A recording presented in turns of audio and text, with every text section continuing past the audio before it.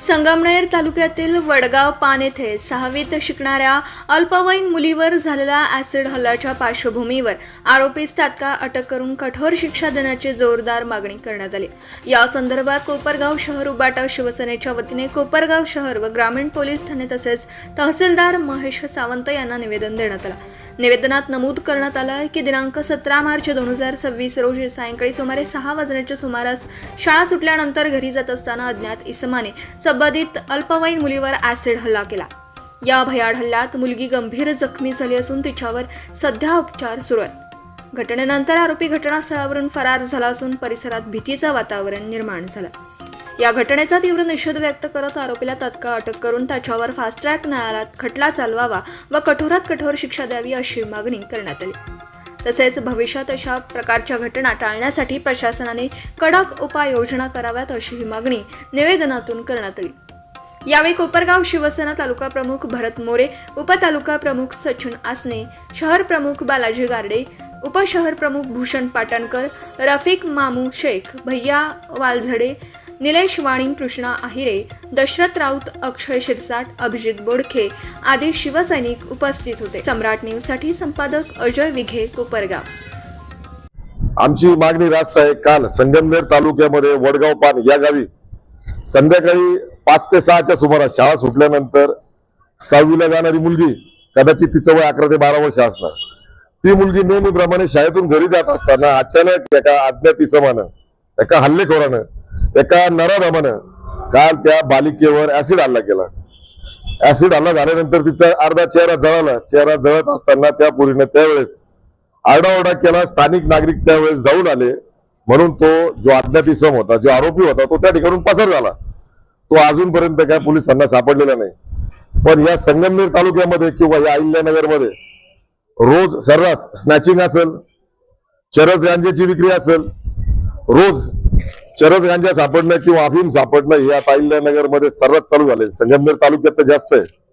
आत्ताच काही दिवसापूर्वी घुलीवाड्यामध्ये एक साधू जो समाज प्रबोधन करत असताना अचानक त्याचं बोलणं, त्याचं भाषण ट्रॅक गेला तो राजकारणाकडे आणि तो हल्ला करू लागला बाळासाहेब थोरातांवर। त्यावेळेस स्थानिक नागरिकांनी त्याला फक्त अडवलं, बाबा तू जर समाज प्रबोधन करतोय, तुझं हिंदू धर्माबद्दल जर सांगत असेल तर तू राजकारण करू नको, एवढं सांगितलं।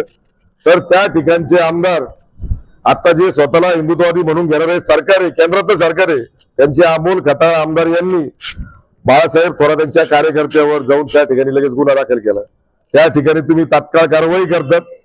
साधू संतांसाठी जर तुम्ही रस्त्यावर येतात, मग एक हिंदू धर्माची मुलगी, ती ईश्वरी डाळे नावाची 11-12 वर्षाची मुलगी, ती हिंदू धर्माची नाही का? मग त्या ठिकाणी पण आमदार अमोल खताळ, त्या ठिकाणी तुमचं काही देणं घेणं लागत नाही का? काल त्या मुलीच्या चेहऱ्यावर ऍसिड फेक हल्ला झाला, मग आपण अजूनही बिळात लपलीत का?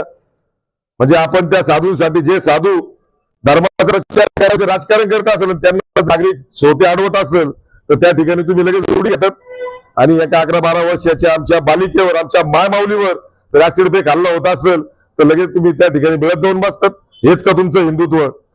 आमदार अमोल खताळ जेव्हापासून तुम्ही आमदार झाले, या संगमनेर तालुक्यात, संगमनेर शहरामध्ये अफीम, चरस गांजाची तस्करी वाढली, गुटखा विक्री वाढली, वाळू व्यवसाय वाढलाय, गुंडागर्दी वाढली।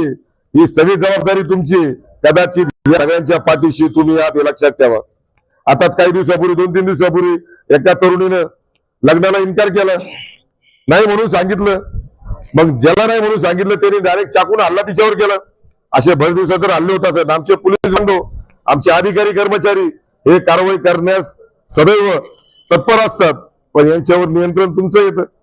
यांना अटक करू नका, यांना तुम्ही मोकळं सोडा, हे आमचे गुंड आहेत। अशा पद्धतीने अमोल खताळ तुमची कारवाई चालू आहे। तुम्ही जे बाळासाहेब थोरातांच्या कार्यकर्त्यांवर कारवाई केली, ती कशा संदर्भात केली, काय केली, आता अहिल्यानगरने महाराष्ट्राला सर्वश्रुत आहेत। आता या हल्ल्याचा आम्ही कोपरगाव शहरामध्ये निषेध करतो आणि पोलीस प्रशासनाला विनंती करतो, महाराष्ट्र शासनाला विनंती करतो। त्या अहिल्यानगरमध्ये पहिल्यांदाच आमच्या या कोपरगाव तालुक्यात, शेजारी संगमनेर तालुक्यात पहिल्यांदाच असा प्रकार घडला। जी शाळकरी मुलगी, तिच्या चेहऱ्यावर ऍसिड हल्ला झाला।